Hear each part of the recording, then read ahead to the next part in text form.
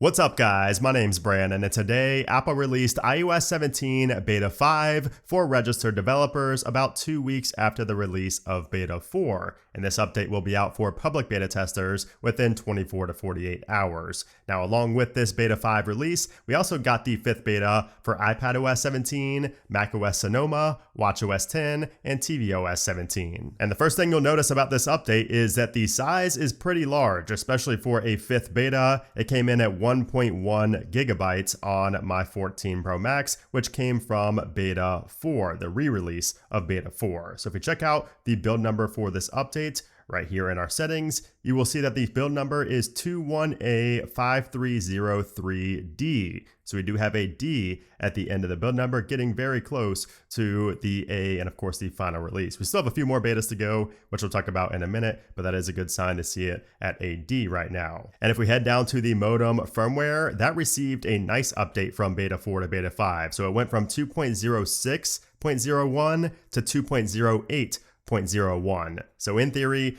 the modem performance should be better with Beta 5. All right, so now what's new here in iOS 17 Beta 5? And the first thing is that we finally have a new prompt for live voicemail. So this is a feature that has been confusing people ever since the very first beta. Every single time somebody calls me and I don't pick up, the live voicemail prompt would say, the user might pick up. So usually the person calling ends up staying on the line for like a minute. Meanwhile, they're actually leaving me a voicemail, thinking that I'm going to pick up. So now that has been tweaked, and now it just says that your call has been forwarded and to leave a message if you want to. So the feature still works the same, but the prompt on the other end has been changed. We also have a change to AirDrop and name drop, and that is because we now have a new animation and new sounds when you AirDrop something via bringing your devices close together. So watch and listen.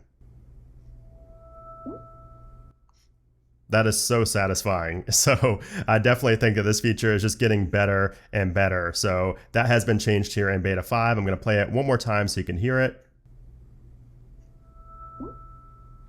Sounds awesome. If we head into the health application and go to the state of mind feature, which is where you can log your mood, we do have a couple of changes here. So if we go ahead and press on log, you will notice that the icon up top, the little glyph there, has changed. You can see a bunch of different colors and different stars, and it still says log in emotion or mood. Everything else here is the same, but if we tap on next, you will see our first difference here as well. So first off, the text where it says very unpleasant or very pleasant at the bottom where you have the slider has changed. It's now kind of less opaque, or I guess not as black. It's more of like a gray color. Also, the color has changed again. It's more of a green than a blue. We tap on next. The show more button is now black instead of blue, and it also has an arrow to indicate you can actually do something with that, whereas before there was no arrow. And we'll just select current events, for example, and you can see we have that animation now where it says logged, whereas before it just said logged and there was no kind of glyph icon behind it. So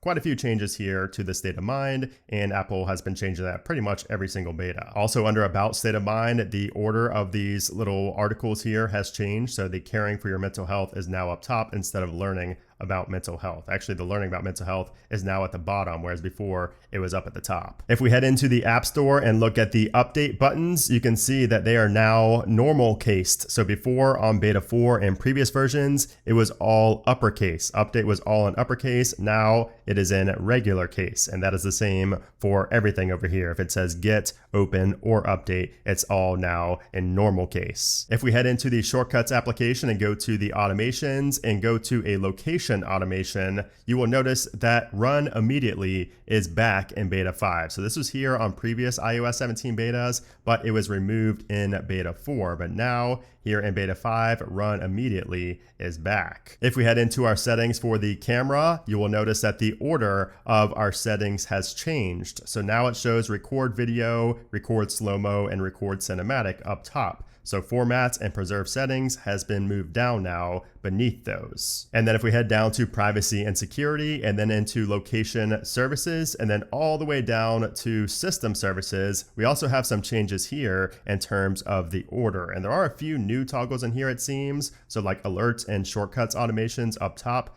I think that is new. I did not see that before on this device, which is my main device on beta 4. But overall, you will just notice some changes in the order here and maybe even some additional toggles with beta 5. We do also get a new splash screen for the music application. For whatever reason, this popped up after beta 5. So it's a pretty generic splash screen, doesn't really show anything about new features, and there are no new features in music. However, I did want to mention that we do have these new stations here, your name station and also the discovery station, which are kind of like Spotify-esque in terms of bringing you new music that you may not have known about otherwise. And I've been really liking those two stations. So if you're on Apple Music, check those out. Apple did also release a new beta firmware for the AirPods to go along with this beta 5 release. And the new firmware version is 6A5289C, and it's available for all AirPods. So I will monitor the adaptive audio and conversation awareness features to see if those have been improved any, because they're still not the best on these iOS 17 betas. Now, perhaps the biggest bug fix in this update comes with screen time. So before in beta 4 and pretty much every iOS 17 beta, you will see first off, it just disappears right there right away. And then when you go in to see your activity, it would be extremely slow. Like if I tap on anything here,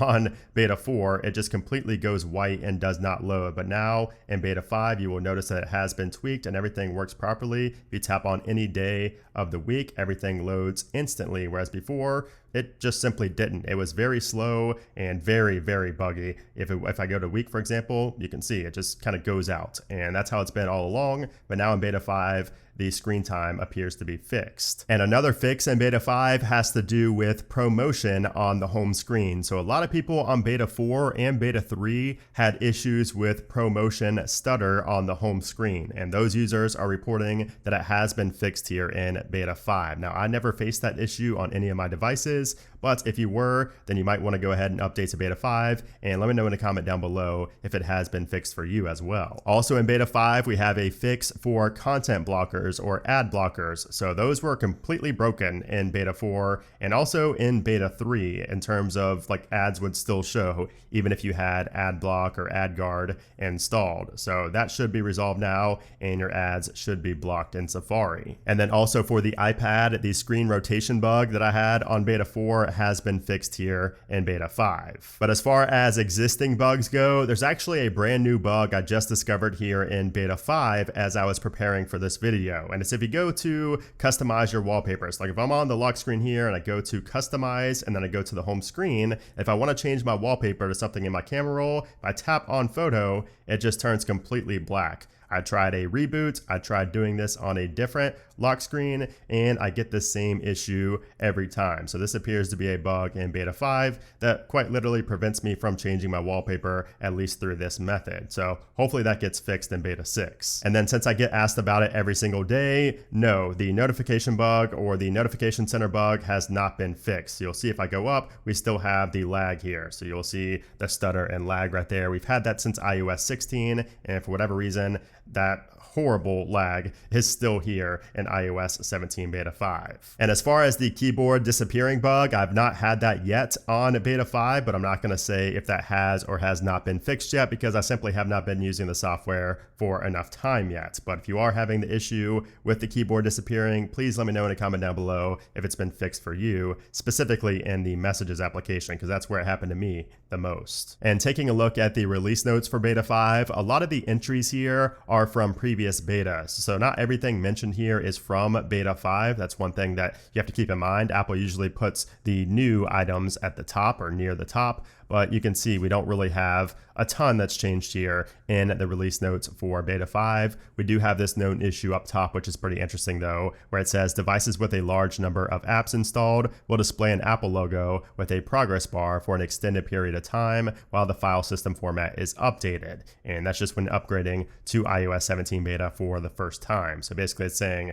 that your install will take quite a while. And that is a known issue, so that will be resolved. And of course, if you want to read through the entire list of these release notes, I will leave it linked down in the description below. Now, as far as the performance goes, I did run a Geekbench 6 test and I scored a 2639 on the single core, and compared to beta 4, where we got a 2643, slightly lower, but pretty much the exact same result, and then a 6756 on the multi-core versus a 6806 on the previous version. So pretty much the same. I mean, very, very small difference between these two. So I would expect the performance to be pretty much the same. Now, we are going to have bugs fixed and things like that. But as far as overall raw performance, based on these scores, it should be about the same as the previous beta, which isn't a bad thing. I had, good luck with performance on the previous beta 4. And then as far as the battery life goes, I've actually experienced decent battery life on beta 3 and beta 4, especially on beta 4. It got even better than beta 3. So it's still not at the level where it's like iOS 16 level battery life. You're not going to get through an entire day on iOS 17 beta,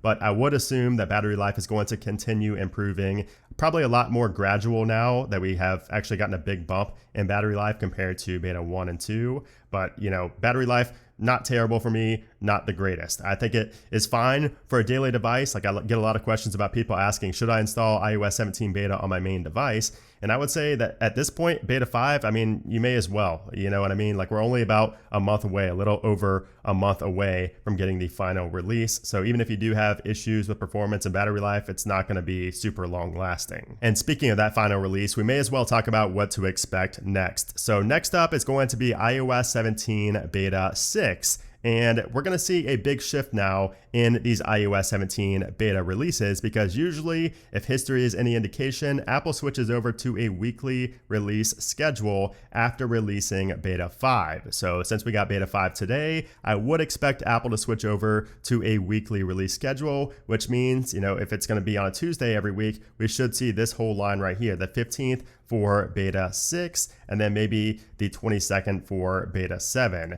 Now, Apple does usually go 2 weeks before the RC build. So if beta 7 is going to be the final beta before the RC, we could see Apple wait to release the RC until the 12th, which means that we would get the final right there on September 18th. That would be my guess, but of course, things can change, but that's what we can expect for the next month or so in terms of iOS 17 releases. And then, like I mentioned at the top of this video, we should see those public betas get released on the same day, or at the very latest, the very next day from here on out. But yeah, guys, that is iOS 17 beta 5. Not a ton that's changed, but we do have, minor incremental changes that are improving iOS 17 day by day, or I guess week by week. So hope you enjoyed the video. If you did, I would appreciate if you gave it a thumbs up. Also, make sure to subscribe for my Apple Weekly episode coming on Saturday, where I'll talk about even more features if I discover any more throughout the week, along with an update on the battery life and all that good stuff that you guys love hearing about. But anyway, thanks again for watching, guys, and I will see you soon.